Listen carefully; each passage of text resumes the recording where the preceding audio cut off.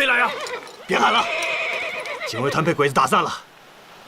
这帮该死的小鬼子，搞了个突然袭击。报告，前面的汾河渡口已经被日军堵死了，我们无路可退了，长官。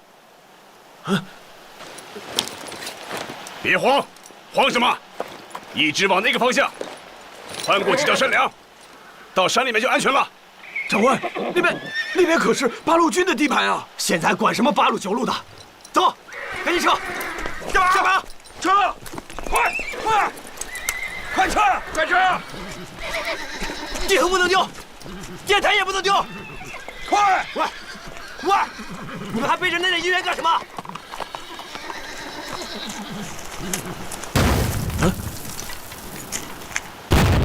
奇怪啊，长官。好像是有人在替我们阻击日军。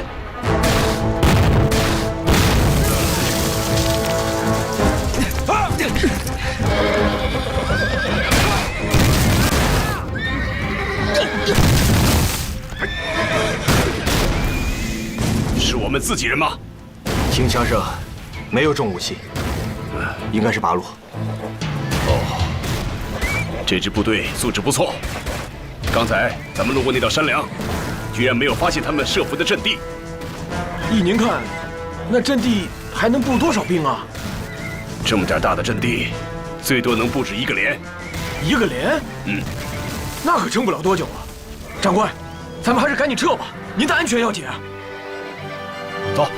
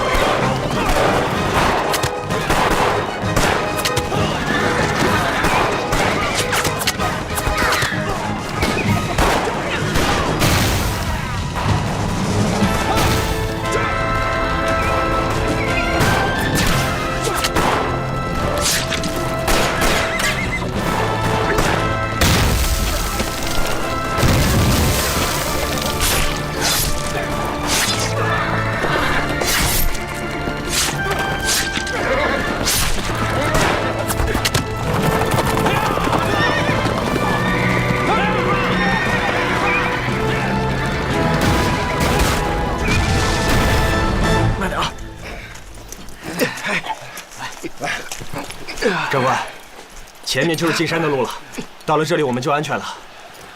让弟兄们休息会儿吧。休息会儿。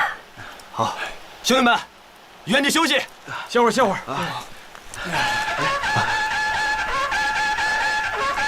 真是支好部队啊！都打到这个时候了，还能搞反冲锋，难得呀！估计也拼得差不多了。这个连呢，完了。啊，去查查，那是谁的部队？我要嘉奖他们。长官，你看，那边有情况，有人来了。望远镜。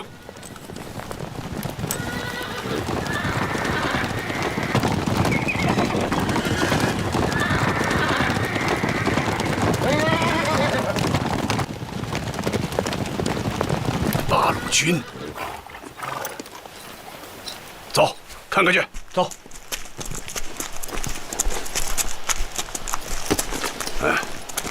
好样的！8路军115师686团312连长王永禄向你报告，我连奉命实施阻击掩护，现已完成任务。这是你们遗留的马，还有那些包裹。啊，好啊。部队的伤亡情况怎么样？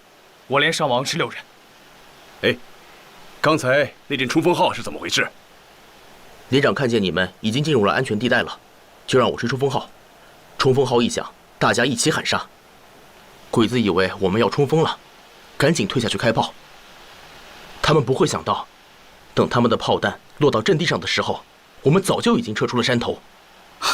这是游击战术，我们人少，装备差，对付鬼子也只好用这种办法。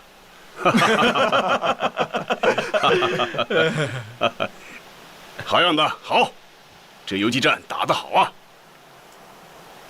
兄弟啊，你可立了大功了，知道吗？站在你面前的这位，可是咱们2战区魏副司令长官魏立煌将军。我知道，哦，你知道啊？我参军后打的第1仗，当时的战斗口号就是“消灭第10师，活捉魏立煌”。哎，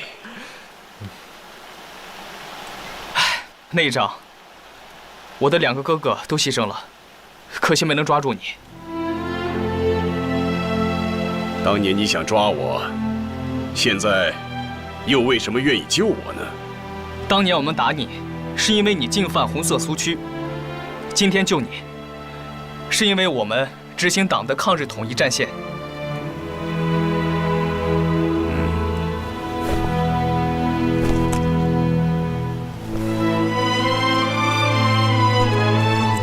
哎，兄弟，我们想去西安，走哪条路比较好？南边和东边的汾河沿线都已经被日军封锁了。要想安全的话，往西北，过黄河走陕北，或许你们还能到延安去看一看呢。延安。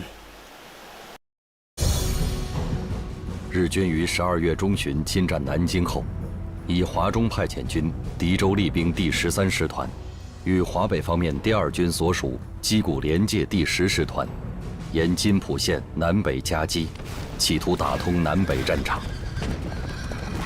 12月23日，矶谷师团攻陷归仁镇。12月27日，矶谷师团攻陷济南。至1938年元月1日，矶谷师团攻陷泰安。韩复榘放弃泰安、兖州、济宁，造成津浦线北段正面门户洞开。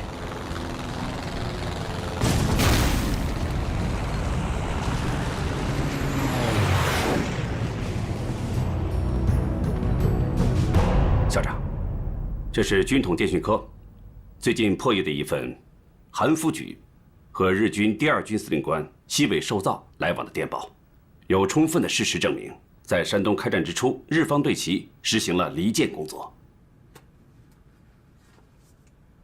只要韩复榘的军队不直接参与作战，日本的飞机就不会轰炸济南和青岛，山东可以避免战争的烽火和严重的损失。文佐，您还记得西安事变吧？当时韩复榘发出了马电，他主张的是各省自治，还主张在野名流召开这个国事会议，由国人自己来解决。此人把口载留了。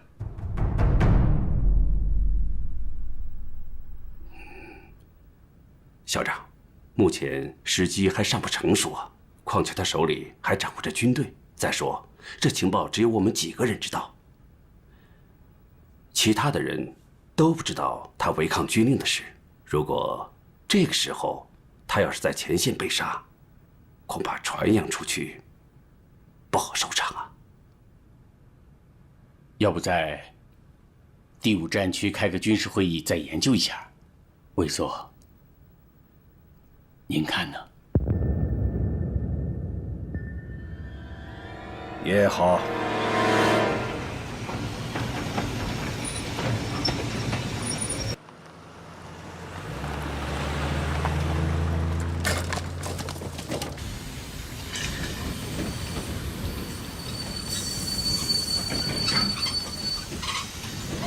快点，快点，快点！集合了，集合了！快快快，快点！集合了，集合了！快，快，集合了！都快点啊！敬礼！礼兵！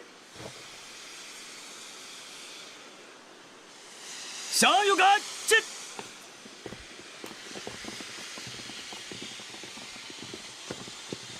向前看！季父兄，屈尊大驾，亲自迎接，俺老韩担当不起啊！哎，客气了。韩主席大驾光临我们河南，我们怎敢不尽力接待呀？我说刘主席，你这话里有话呀，好像我山东省主席不该丢了山东，跑到你河南的地界上来了。哎，相方兄，我是觉得，你好像是担心我们保护不了你的安全，连开个会也要带着这么多的部队呀。你什么意思呀？报告，警备队集合完毕。此次来开会的所有将领，可是都没有带卫队啊！混蛋！你们都跟着我干什么？丢人现眼！给老子滚回车上去！是，滚回车上去！快！快辆车！快辆车！快点！都快点！快！我老韩一介武夫，带惯了部队，走到哪儿都爱把部队当成命根子，啊！见笑了！相方兄，请吧。京服兄请。请。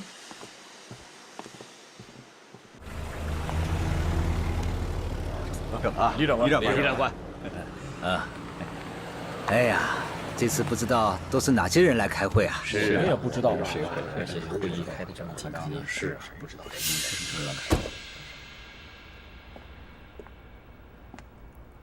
啊，相方兄，辛苦了。你的部队情况怎么样啊？主力部队已经转到鲁西南、曹县一带。什么？济南丢失也就罢了，可泰安是战略要地啊，你一定要想办法拿回来呀！哼，南京都弃守了，又何必死守泰安？收复失地，来日方长。我不想跟日本人硬拼，白白消耗我的部队。相方兄，作为一名军人，怎么能够……两位，军事问题嘛，可以稍后再商量。今天难得5个战区的各位长官光临开封，一会儿散会后啊，我一战区做东，请大家在酒桌上好好打个擂台。好啊，那请吧。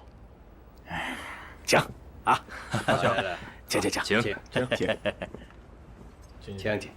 请。长官。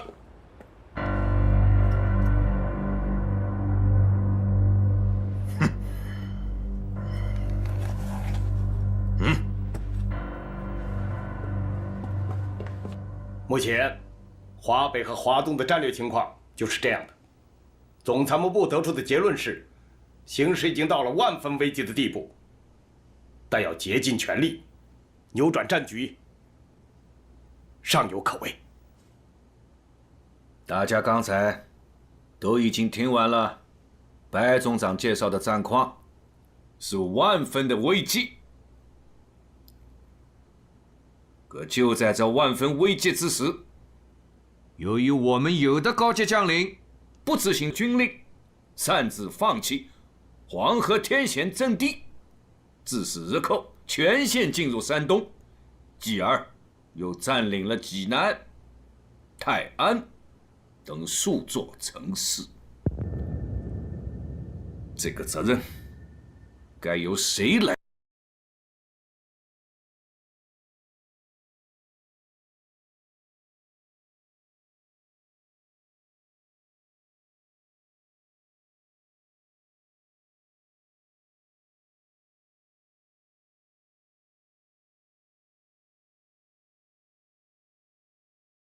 责任，那南京丢了，该谁负责任？南京丢失了，你就可以拱手相让整个山东吗？委员长，你听我说，相方兄，我的意思不是你冷静一下你想的那个意思。冷静一下，别拦着我呀！你冷静一下。干什么呀？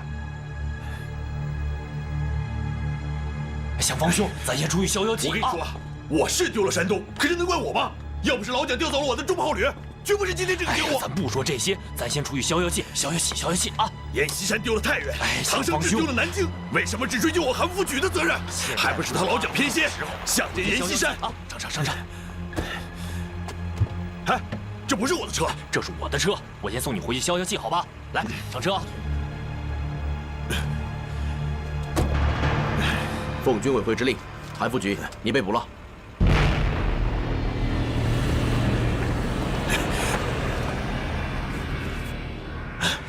刘志，你就是个混蛋！何部长，办好了。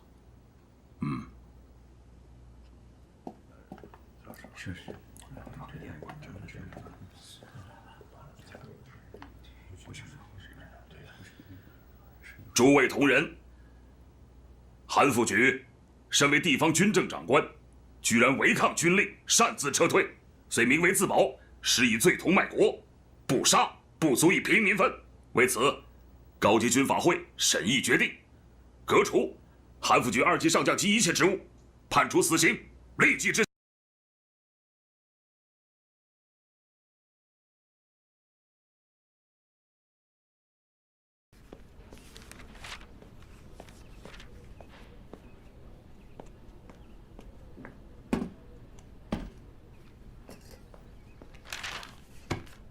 南京刚刚实现徐州大战战绩，偏偏在这个时候，东边死了个韩复榘，西边又死了个刘湘。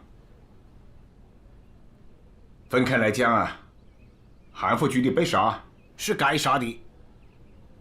在战争中，必须提倡英勇向前的精神，必须要反对逃跑主义的倾向。但是啊，刘湘的死未免有些太可惜了。有报道说，刘湘是被蒋介石给气死的。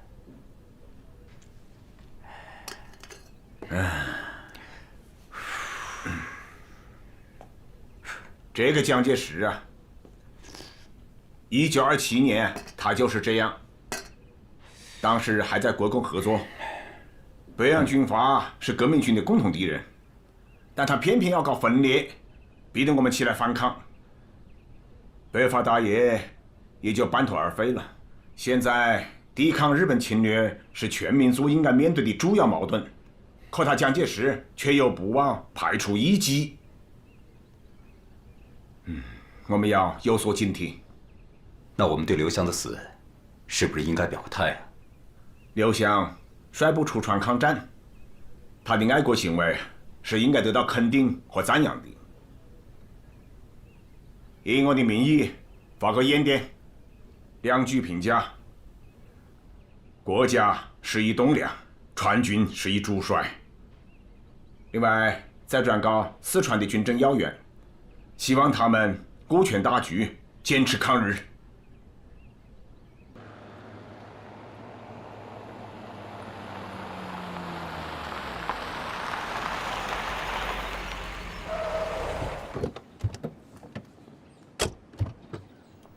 哎呀，参座好，恩来好，诸位好。恩来呀，你的想法我已经向蒋委员长报告了，他已下定决心进行会战。我马上就要去徐州，去帮助第5战区司令长官李宗仁。临走之前，还想听听你的意见。好啊，来里边请，请。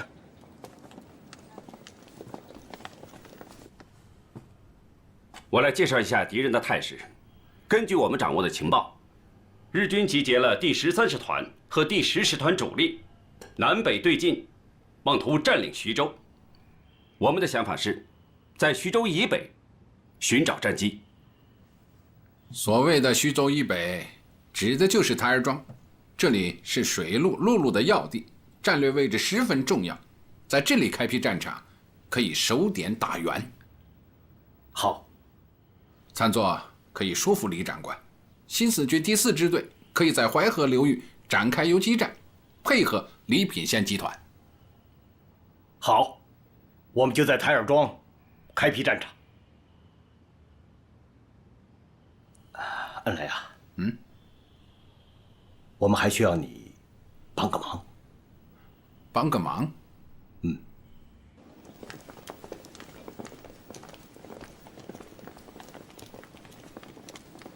好，再见，白参座。再见了。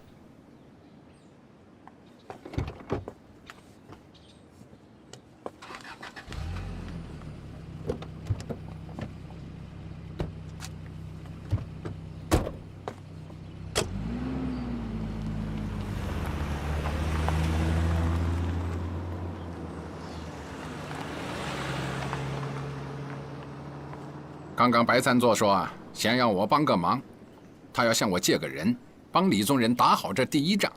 那没问题。我们在平型关和太原会战中打出了名，现在国民党军队中很多人推崇我们。阎锡山在山西经常请我们八路军给他们讲课，冯雪峰就去了好几次啊。白参座想要谁呀？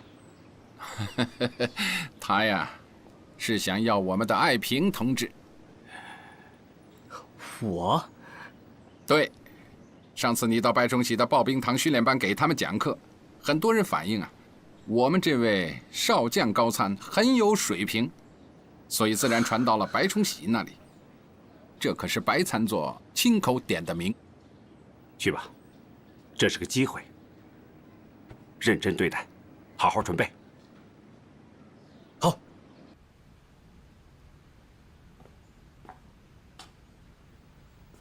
台儿庄之役，日军可能是开进机，战斗展开机。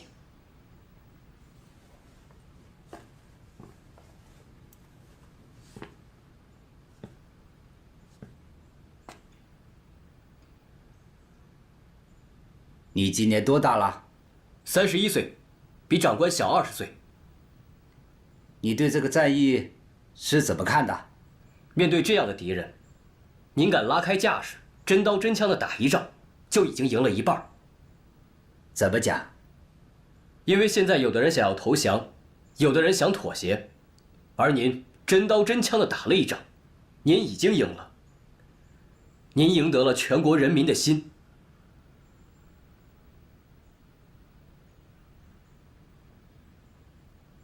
那你认为最先打响的会是哪支部队啊？矶谷师团，可能打响第一枪。那我方的弱点呢？有。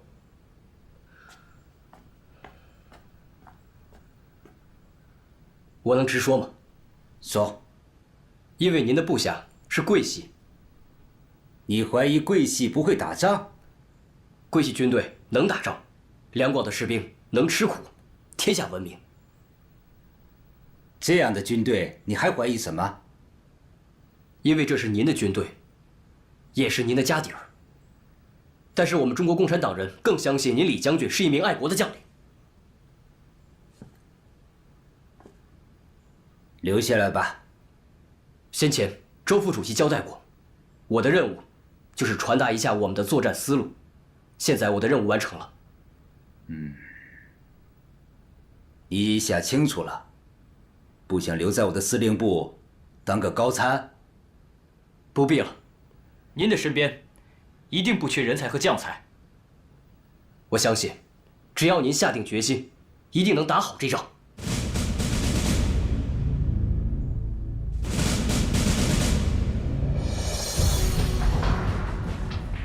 第5战区司令长官李宗仁命令第3集团军迎击矶谷师团，命令第22集团军坚守藤县。矶谷师团遂在藤县以北地区被川军拖住，陷入苦战。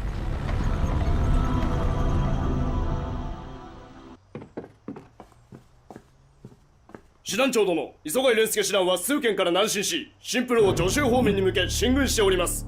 我が第2軍司令部は師団長殿のご意見を伺いたいのであります。それはいかん。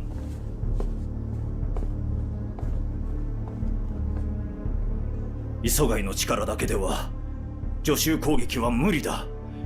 西尾歳三司令官に連絡するのだ。第6師団は偉大航路を南下して左翼より第10師団と策応する。歩兵第11、21連隊と野砲第5連隊の両大隊による坂本分遣隊を組織することを命ずる。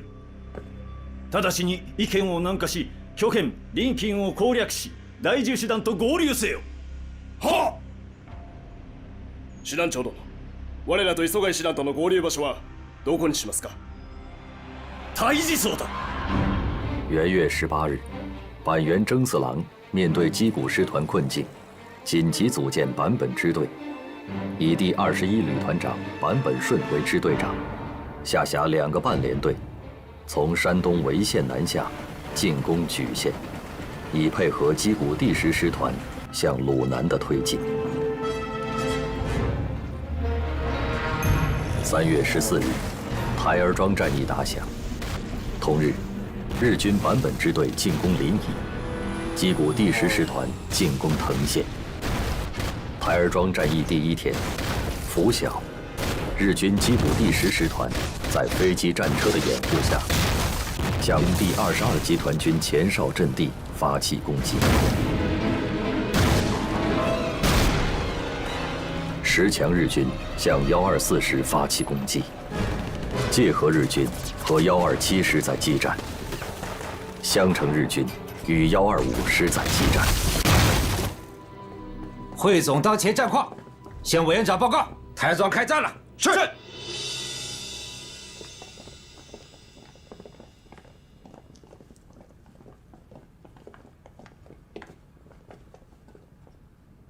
告诉我王明章的具体位置。藤县一带都是川军。川军。两下店方向，日军从3面向我军发起攻击。1天了，阵地还是我们的。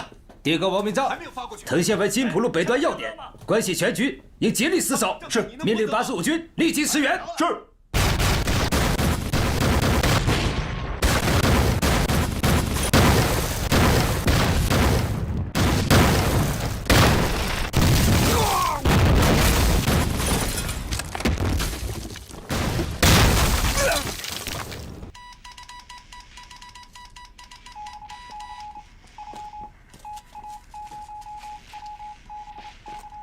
报告，紧急电报！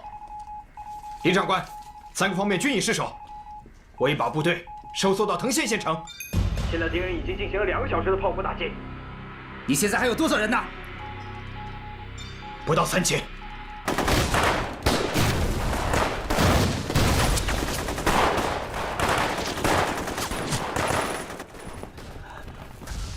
报告，南城被日军占了，现在他们正向东城和新城进攻。喂，所有的电话都打不通了。现在只有西关还在我们手里，我们可以在那里组织反击。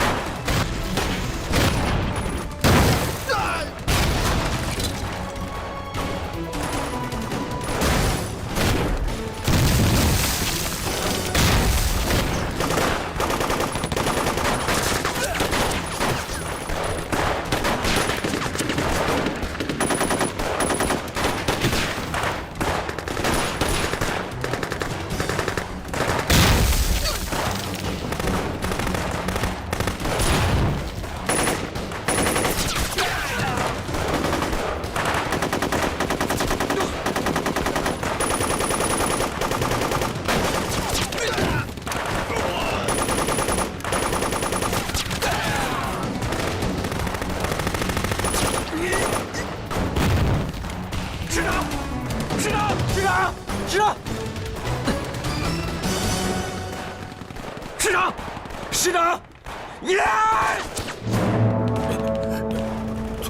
我们守了几天了？3天半。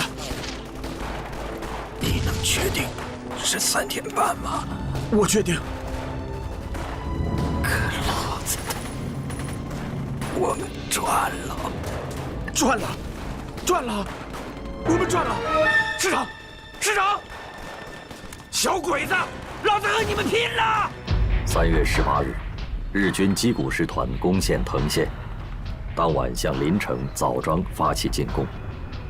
川军第122师师长王明章殉国，旗下伤亡10000人以上，日军死伤达2000余众。藤县保卫战为第5战区的台儿庄战役赢得了事件。1938年春，日军第108师团主力第16、第20、第109师团及9警旅团各一部，共3万余人，分9路向晋东南地区的中国军队大举围攻。据此，第2战区东路军总指挥朱德召集国共双方的高级将领，共商对策。会议已经进行到第5天了。总之，我们的方针是，以内线牵制与外线机动相结合，以广泛的游击战与有利条件下的运动战相结合。只要坚持以次要兵力钳制敌之数路，而以主要兵力对付敌之一路的原则，就一定能够粉碎敌人的围攻。说得轻巧，日军进攻台儿庄的兵力也不过3万人，国军动用10几万大军与之抗衡，尚且伤亡惨重。而这次围攻晋东南的日军是3万多人，我们的部队数量还不到台儿庄战役时的1半，这仗怎么打？台儿庄周边的地形平坦，十分有利于日军机械化部队的大规模展开。而晋东南这里山高沟深，敌人行动不便，火力优势也难以发挥，正是实施游击作战的有利地形啊。山高沟深，日军行动不便，我军行动也同样不便呢。我看，在内线作战的部队是最吃亏的，他们等于是被日军堵在屋子里打。曾局长，请放心，留在内线牵制敌人的任务将由八路军担任，在这方面我们有经验。可是，外线作战也不好办啊。台儿庄战场的那些外线部队，差不多都打光了。台儿庄采取的是正面阵地防御战术，总是死守着一城一池跟日军硬拼，所以才伤亡惨重。我们是要在外线进行大规模的游击战术，不断的侧击、伏击，并适时集中兵力，歼灭敌人一部，从而达到运动中击破一路、震撼其他各路的效果，从而粉碎敌人的9路围攻。游击，游击，又是游击。日军9路围攻，敌我犬牙交错。这游击战有这么容易吗？是啊，上个月我派了1个师的兵力出去打游击，结果呢，游击战打成了遭遇战，伏击战打成了突围战，3000多人的队伍，1、2天的时间就报销了。那可不一定。八路军前2天才在神头岭打了场伏击战，听说消灭日军1500余人。听说，只是听说而已。报告。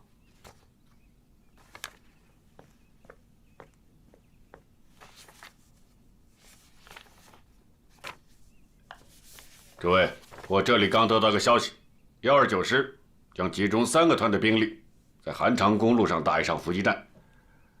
我想邀请诸位到现场观摩指导一下，不知诸位意下如何啊？这个嘛，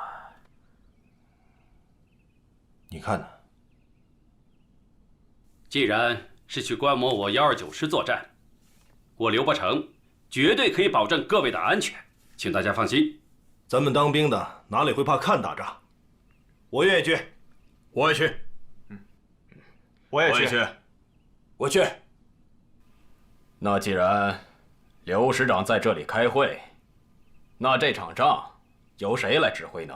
是我们129师的副师长徐向前。原本是八路军第129师的一次山地伏击战，应了朱德总司令的真诚邀请，变成了八路军和晋军高层指挥员帷幄携手的一次战地观摩。下面由我来向大家介绍一下我们具体的作战部署。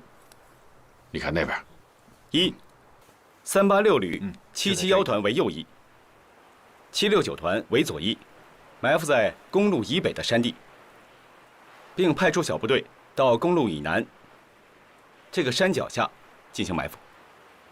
2、386旅772团主力集结于马家拐，阻击可能由黎城来源之敌，掩护我伏击部队右后方的安全。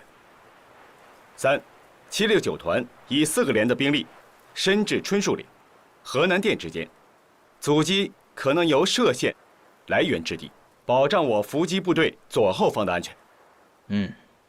既有伏击的安排，又有阻击援军的准备，考虑得很周全呐。一处受袭，他处必援，这已成了日军的基本规律。所以我们有时候要反其道而行之，采取攻其必救、歼其救者的这种战法，专门打击敌人的援兵。既有大夫，又有右辅，你们真不愧是游击战的专家呀！说的是啊，设伏地点选得不错。部队什么时候进入阵地啊？部队已经进入阵地。已经进入阵地了。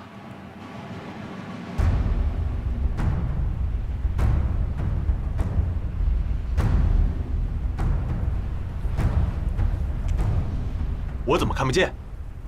游击作战非常强调隐蔽性，我们要求部队在设置伏击阵地时，一定要巧妙地利用好各种伪装。挖工事时，尽量不翻动旧土，踩倒的草要顺着风的方向给它扶起来。在神头岭战斗中，敌人的尖兵距离我们的伏击部队只有10米左右，没有发现我们。佩服，佩服。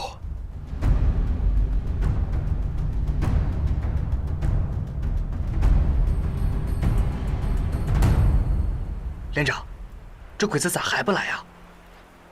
急啥？又不是第一次打仗了，还这么慌慌张张的。不是，我不慌张，我就想见见汽车，我还没见过那玩意儿呢。哎，汽车没啥，就是带轱辘的铁皮房子，啊，比马车大，也比马车跑得快。那该咋打呀？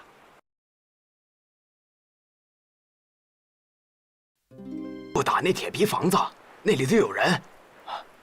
打春轮子也行，春轮子里有气儿，一打就漏气儿了。要这么说，还是打车轮子比较好啊。汽车嘛，它一漏气就不行了。对，还是你那官好用啊，聪明。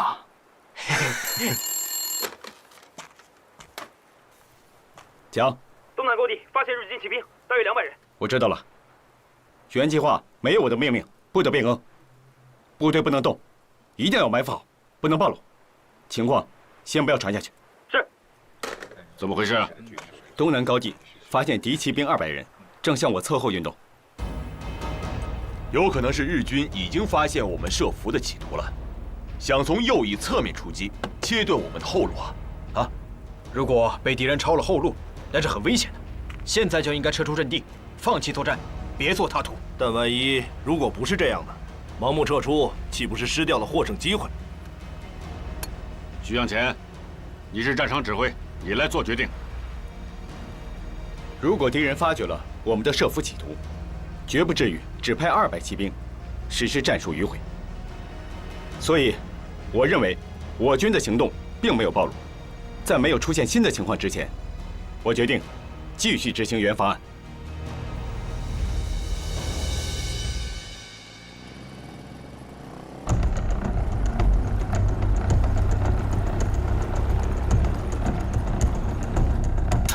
同志们，准备战斗！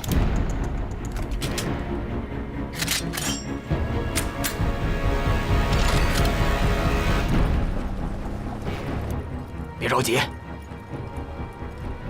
把前面的汽车放过去，给769团打，咱们打后面的。你小子这回可看见汽车了？我可跟你说，一会儿给我瞄准了再打。这里。哎，让他们看看。啊，补给阵上最艰难打上，照顾是道这块人，再看看吧。是，经过疾病了。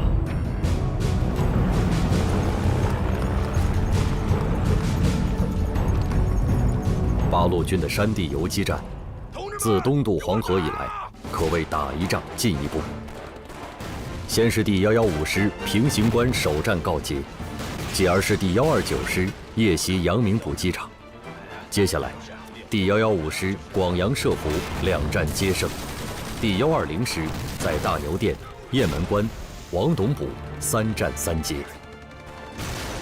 此番响堂铺伏击战，干脆利落，以小的代价换取了巨大胜利，是神头岭伏击战后第129师又一次典型的游击战。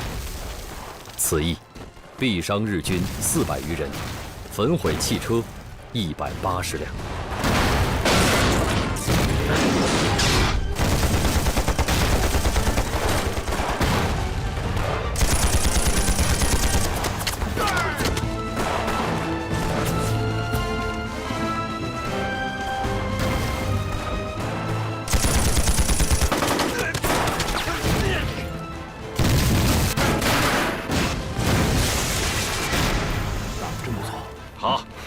好啊，这个伏击战打得真好啊！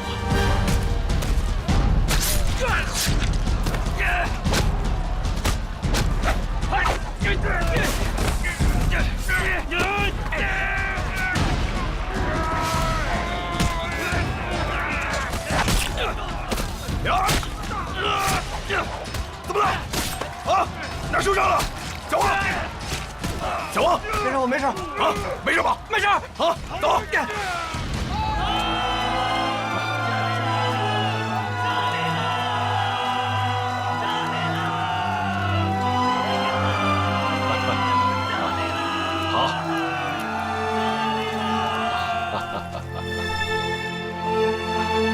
报告，战斗已基本结束，我部共击毙敌森木少佐以下400余人，缴获迫击炮4门，机枪18挺，汽车181辆，枪支弹药和其他物资正在统计中。从战斗打响到现在才2个小时，很好。迅速打扫战场，随即向马家峪、佛坛沟一带山地转移。是。同志们，迅速打扫战场。是。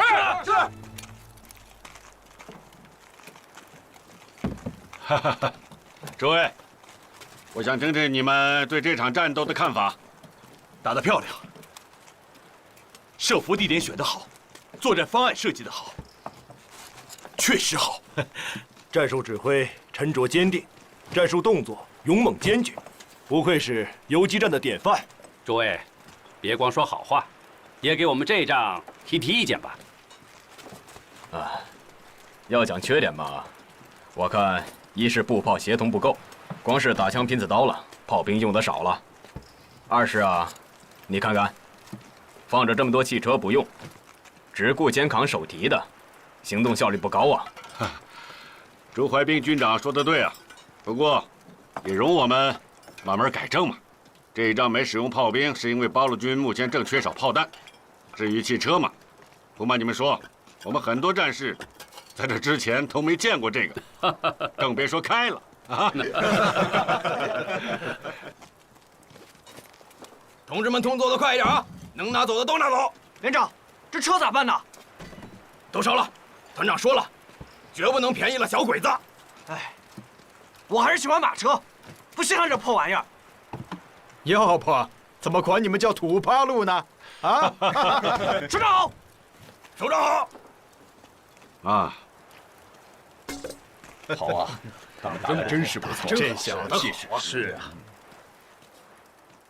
八路军在山西战略展开的同时，以黎玉为书记的中共山东省委领导下的10大抗日武装起义正在山东半岛次第展开。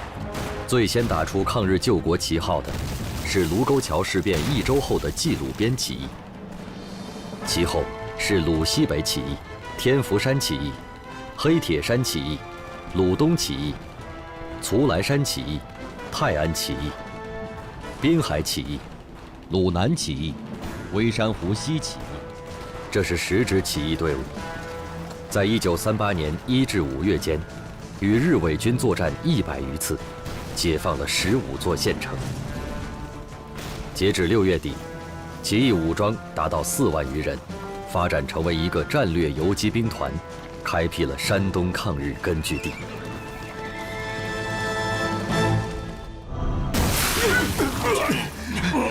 军长，没事，军长，没事吧，军长？赶紧把司令部会移吧。是。下去，没事。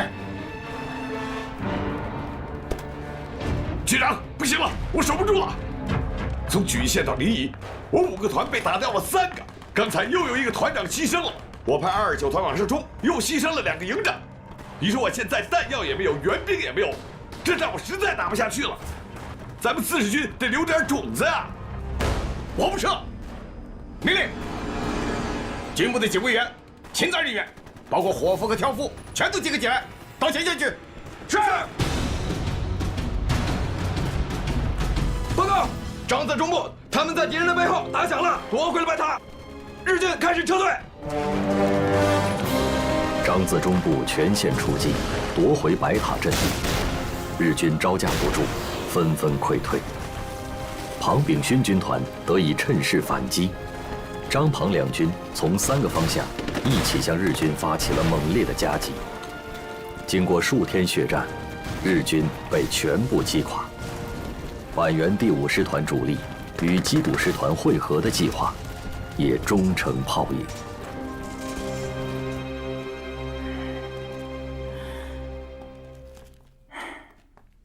看来台儿庄还在我们手里。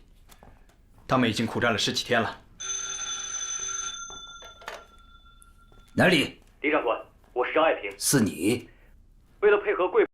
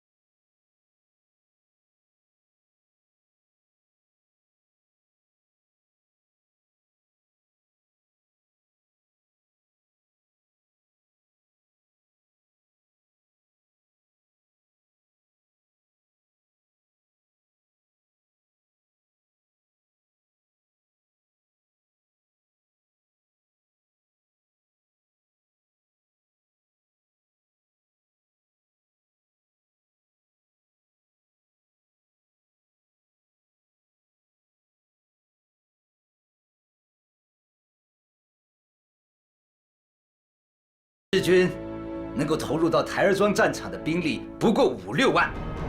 上峰命令我们要组织敢死队，大家沿着城墙到城的西北角，从那里越过城墙，进入到城内。咱们在敌人的背后打他。兄弟们，我们一定要把西城拿下！有没有信心？有！出发！向左！对。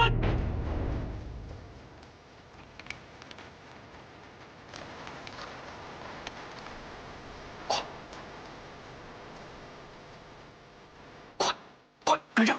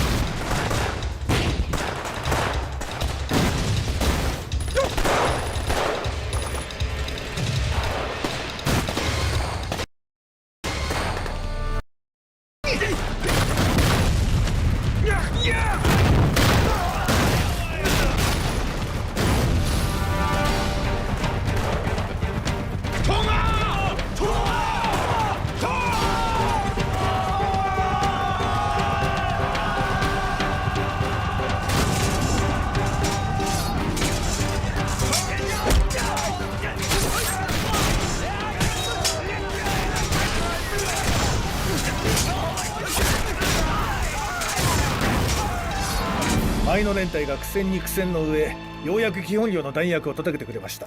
よし、この弾薬があれば、夜が明ければすぐに大樹層を突破し、そのまま徐州だ。毎日これだ。昼間にせっかく道路を占拠しても、夜になると支那軍の決死隊が反撃に出て、結局奪い合いの繰り返しだ。野戦と白兵戦は確かに西北軍の得意とするところだ。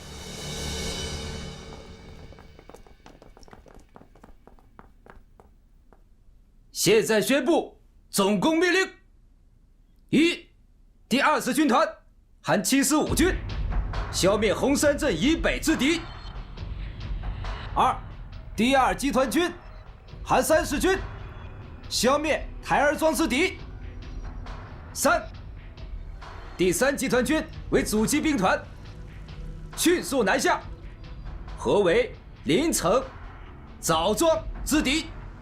总攻时间4月3号。板垣さん、なんでここに？あんたに今一番必要なのは素早く包囲を突破して撤退することだ。板垣中将も私に撤退せよと。夜明けにさえなれば中国軍も夜明けを待っている。夜明けになれば総攻撃をかけてくる。磯貝中将、あんたの周囲にはすでに中国軍40師団が集まっている。夜明け前にわしの部隊は東北方面の包囲を破る。そちらも合わせて行動し、速やかに対峙層から撤退してほしい。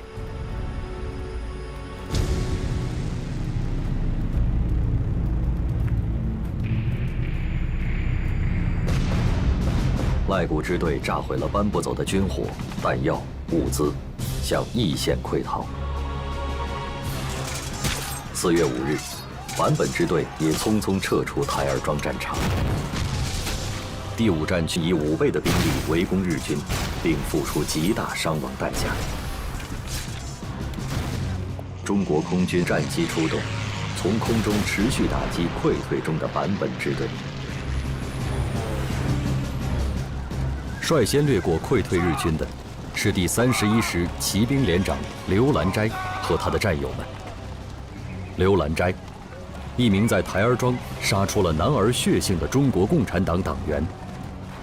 击鼓残部拼命突围，日军丢盔弃甲，尸横遍野。皇軍の対峙層における敗退は陸軍の伝統を損なうものであり、第2軍団長に責任がある。西尾歳三に代わって東栗宮を第2軍団司令官とし、第10師団長磯貝玲介は予備役に編入する。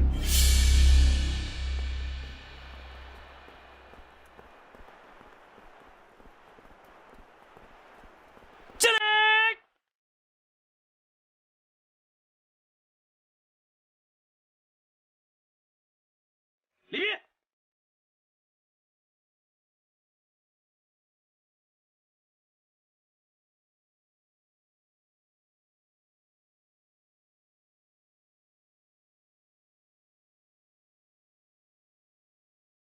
向委员长报告，台儿庄战役结束了。是。李长官，我们在台儿庄留个纪念吧。嗯。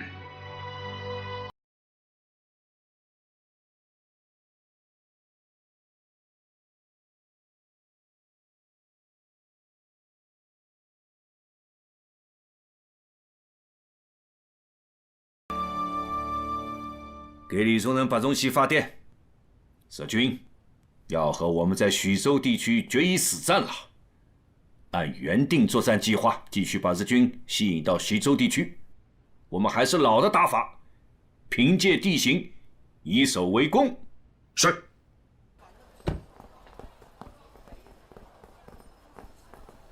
周副主席回来了，叫大家都过来。周副主席吃饭了吗？啊，帮我叫碗热干面来吧。你去叫碗热干面来。快去啊！别只叫一碗，没吃的大家都过来吃。我们都吃过了。好，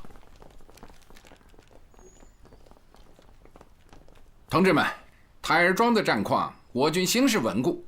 军事委员会政治部采纳了我们中共的意见，决定从明天开始举行第2期抗日宣传演讲，将分日举行文字宣传、歌咏、美术、电影和游行活动。对，刚才陈诚的副官算了一篇稿子，巩固胜利基础与争取光明的前途，你看看。好，发吧。这么大个活动，不搞个社论？当然要搞。那您写还是叶高参写？还是我来写吧。建英同志在委员会那边举办训练班也很重要。周副主席，周副主席，军委会来电话了，台儿庄空前大捷。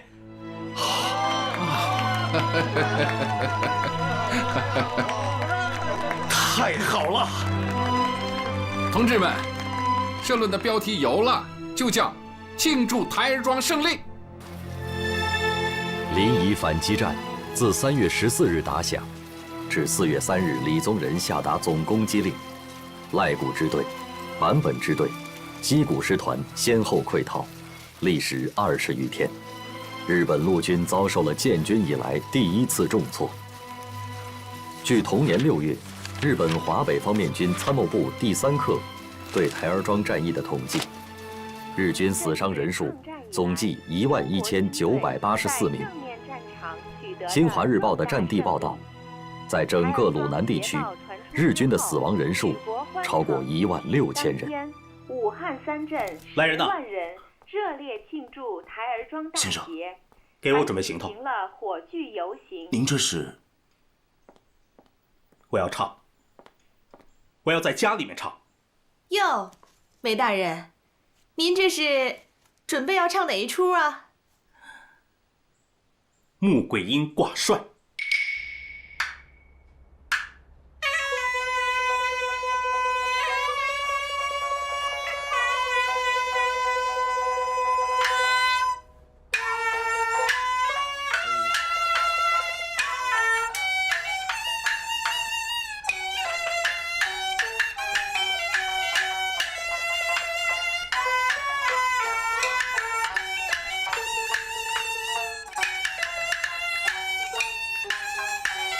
Die Zeitungen sind voll vom Sieg der Chinesen auf dem Schlachtfeld. Nicht nur in die deutschen Zeitungen. Die sind in Italien, in der Großbritannien, in den Vereinigten Staaten, Frankreich und sogar in der Sowjetischen Union. Alle haben über den Krieg in Fernost berichten und die Meinung dazu sind überraschend einig. Sehen Sie, hier ist das Titelbild von der aktuellen Ausgabe des Zeitmagazins. Oh, ein chinesischer Soldat in deutscher Uniform. Es scheint, die 80 Millionen, die wir investierten, waren nicht umsonst. Keine wichtige Rolle, der jetzt Chinas militärisches Abwehrsystem für die Hindenburg-Linie der Verteidigung bekannt. Ja, die deutsche Macht spiegelt sich im fernen Osten durch diese Siege der Chinesen auf dem Schlachtfeld wider. Achtung!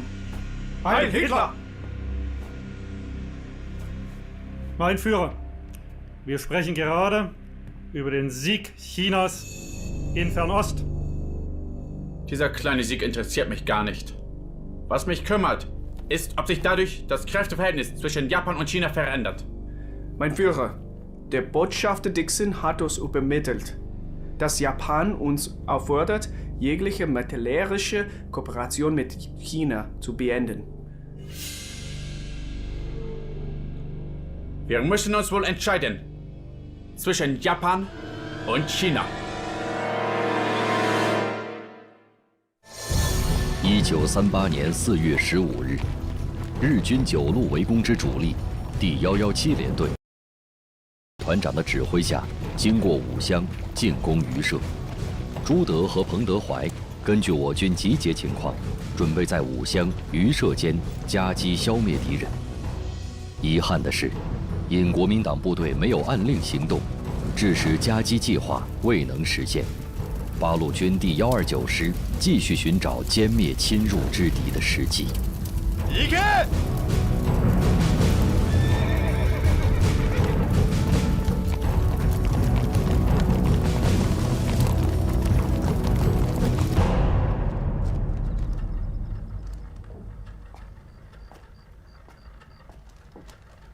师长，侵入榆社的日军第108师团117联队已经返回了武乡。怎么退回去了？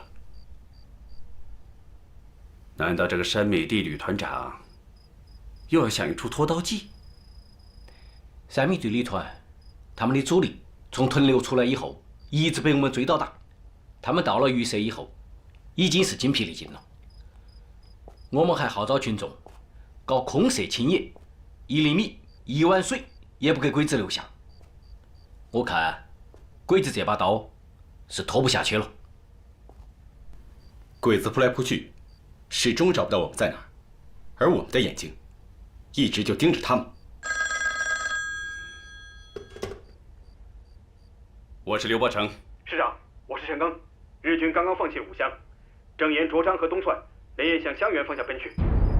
好，鬼子真的逃了。命令：772团为左路纵队，771团为右路纵队，769团为后续部队，沿涿漳河两岸向东平行追击。大平型关115师立了个头功，这次我们129师再打一仗，打他一个更大规模的平型关，一个运动的平型关。有344旅689团的消息吗？还没有，电话线是断的，我们只能派人联系。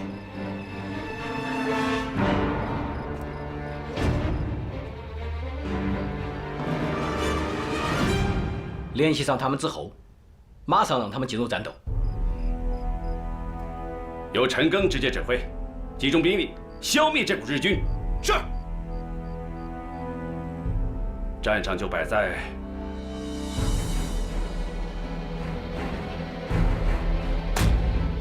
长乐村。跟上！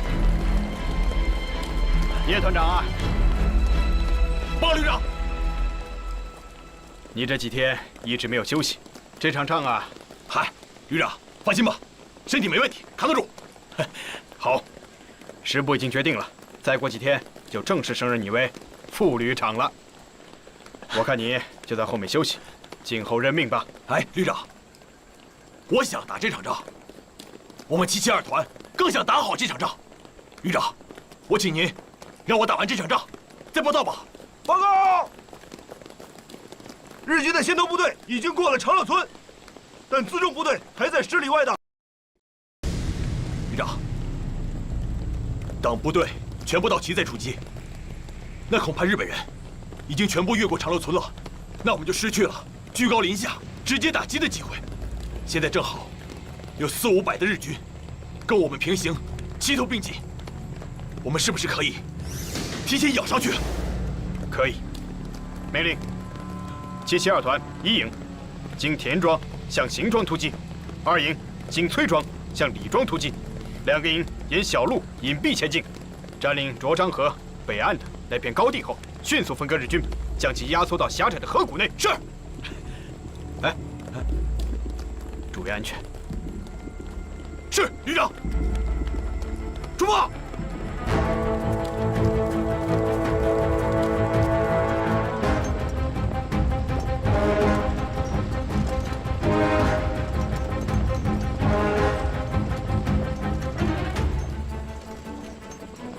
跟上，快！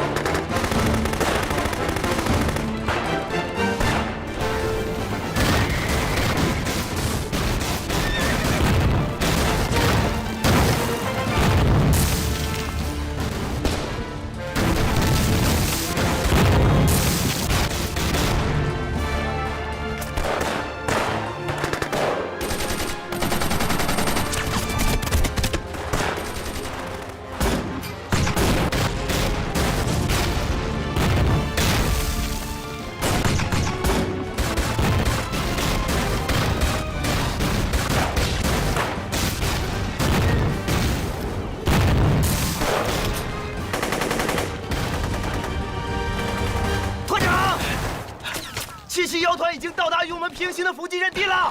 是吗？77腰团到位了。太好了，让三营是冲下去，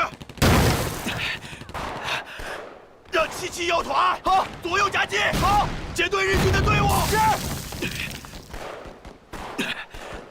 给我打！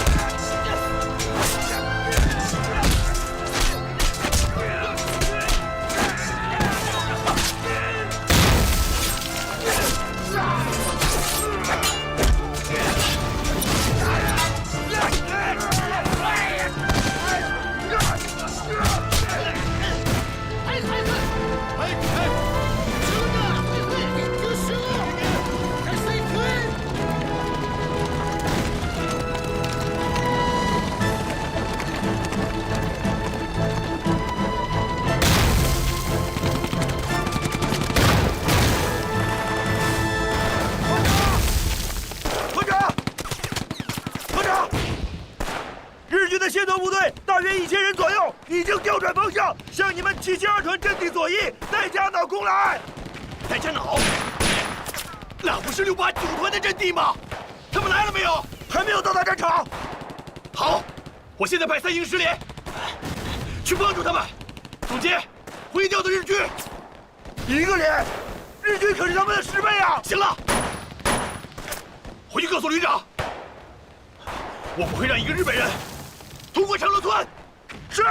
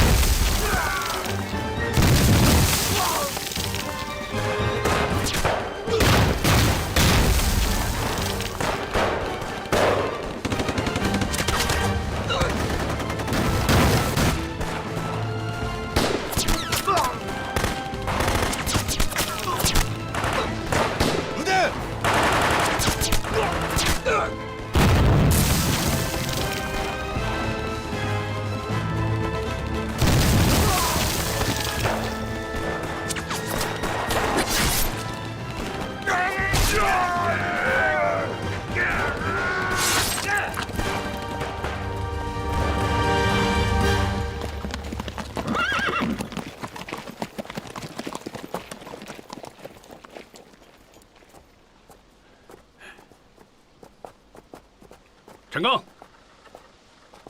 师长、副师长，情况怎么样？10连战士坚守了4个多小时，最终寡不敌众，全部牺牲，阵地被日军占领。10连好样的，772团好样的。报告！报告！689团到了，夺回阵地，给10连的战士报仇。是。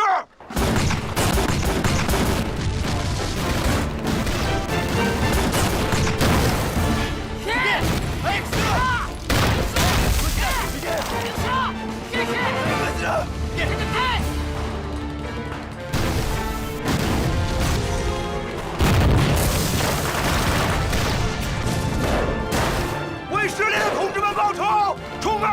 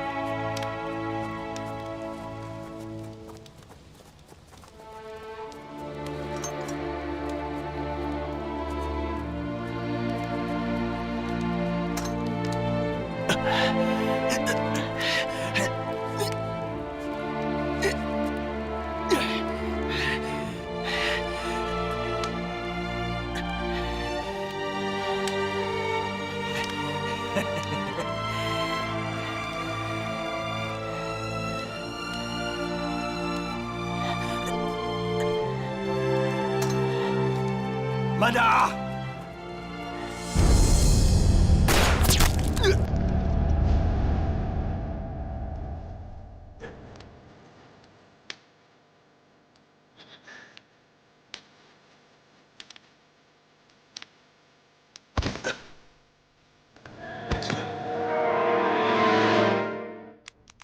喂，好，好的，知道了。师长，日军已经全线溃败了。报告，辽县方向又集结了1000余日军。这曾万钟的国民党第3军搞什么名堂？刚从盘龙镇放了一波鬼子过来，现在又来了一波。师长，要不要结束战斗？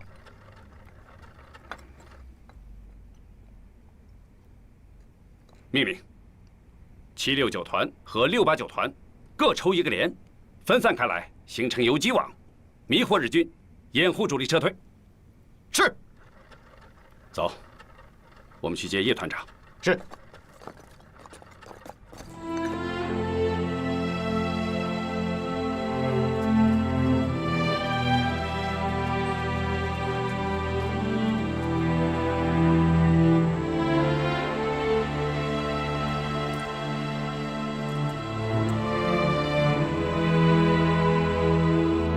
长乐村一战，共歼灭日军第108师团2200余人，重挫日军锐气，迫使其他各路进犯日军纷纷撤退。与正面战场常规作战的一次次战役不同，敌后游击战的重点是面，而不是点，是持续发生、时刻存在的，而不是间歇性的，是整体，而不是个别，是战略，而不是战役。实质上，是抗日战争中规模最大、持续最久的一场特殊的战略大会战。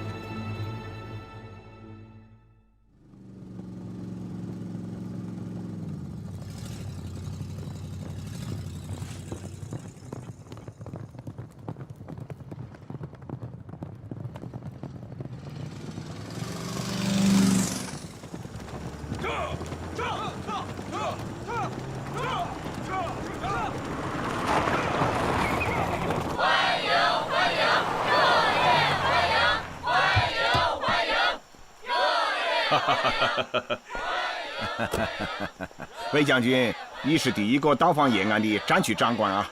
你抗日坚决，我们十分欢迎你啊！贵军在对日作战方面打得非常好，立煌很是敬佩。今天有机会来到延安，实感荣幸啊！魏将军，你可是坚持华北抗战的领导者呀！此次入境延安，望魏将军对边区工作多加指导啊！彼此，请。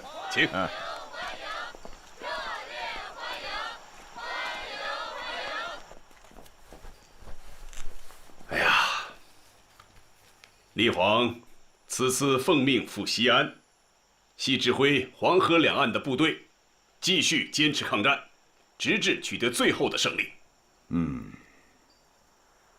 这次抗战中，我军已经暴露出一些弱点，受到了局部的失利，但我相信，只要我们把抗战继续坚持下去，这些弱点就会逐渐的消除。